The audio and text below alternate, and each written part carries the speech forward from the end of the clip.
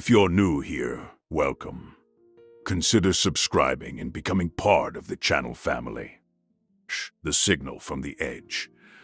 The control room of the NASA Deep Space Monitoring Facility was unusually quiet.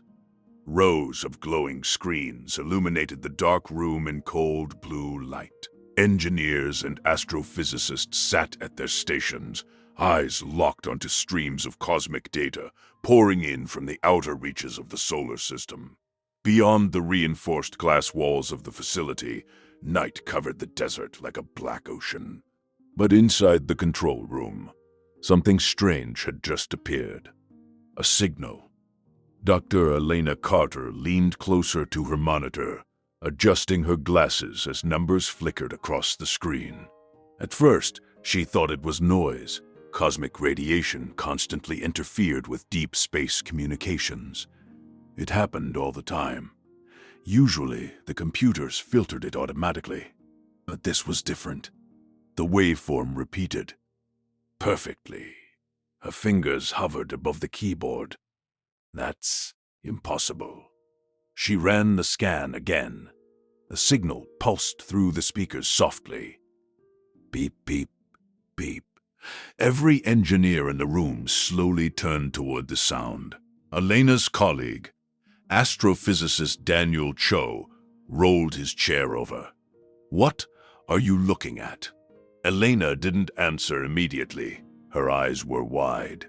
"This signal," she whispered, "it's coming from Pluto." Daniel frowned. That can't be right. Pluto was over 5 billion kilometers from Earth. No human spacecraft had recently transmitted signals from there. The last probe to pass Pluto was the New Horizons spacecraft, launched years ago to study the distant dwarf planet. But it had long since moved on into deep interstellar space. Daniel leaned closer to Elena's monitor. The waveform appeared again. Perfect, precise, structured, not random.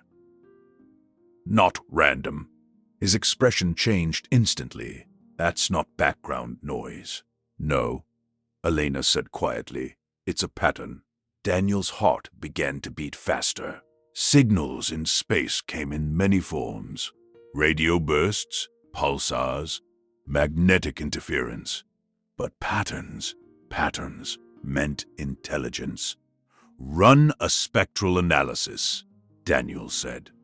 Elena's fingers flew across the keyboard. Within seconds, the computers began processing the signal. The room slowly filled with tension. Every scientist nearby had now gathered behind them. The signal repeated again. Beep, beep, beep. But this time the computer translated the waveform into digital pulses. Zeros and ones. Binary. Someone in the back whispered, "Oh my God." Binary signals meant only one thing. Intent. The computer finished processing. Lines of code appeared across the screen. Daniel stared at them in disbelief. "It's not random." Elena slowly leaned back in her chair. Her voice was barely audible.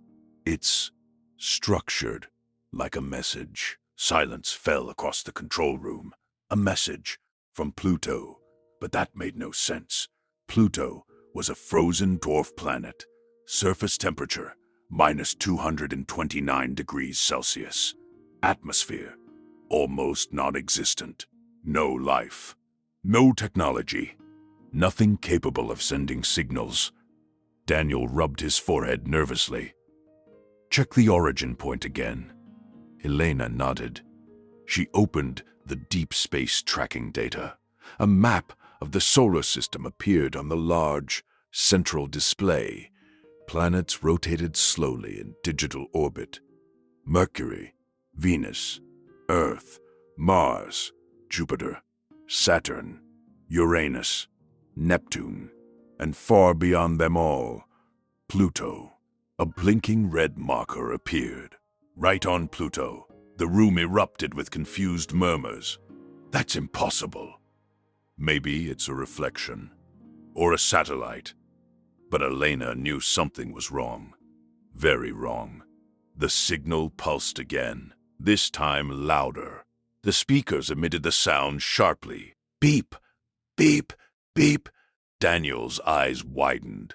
The frequency changed. Elena checked the data. Her stomach dropped. It's adapting. What? What? The signal, she said slowly. It's responding to our scans. Daniel froze. Signals from space didn't respond. They traveled across vast distances at the speed of light. By the time Earth received them, they were ancient echoes. But this one, it was reacting, almost as if something out there knew they were listening. Suddenly, one of the engineers shouted, "Guys, you need to see this." Everyone rushed to another monitor. The computer had decoded part of the signal.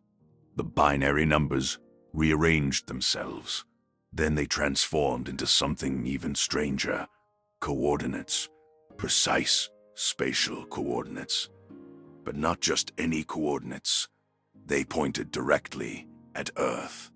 A cold chill spread through the room. Daniel whispered slowly, "Why would something on Pluto send coordinates to us?" Before Elena could answer, the lights flickered. Every monitor in the control room glitched. Then the signal exploded through the speakers. Beep!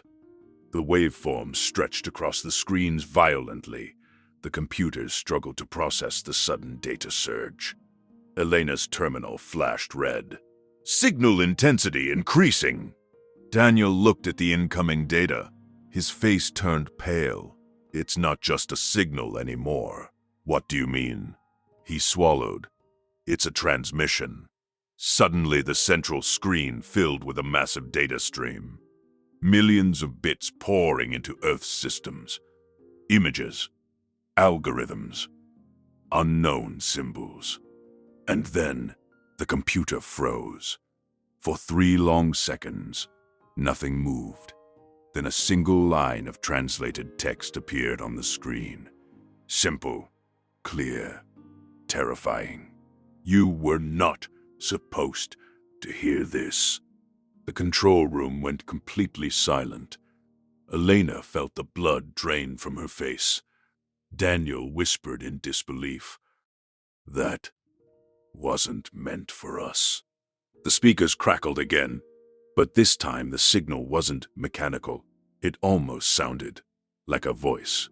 Then every screen in the facility went black. Outside, the desert night remained silent, but far beyond Neptune, beyond the edge of the known S. But far beyond Neptune, beyond the edge of the known solar system, something on Pluto had just realized. Humanity was listening, and now it was awake.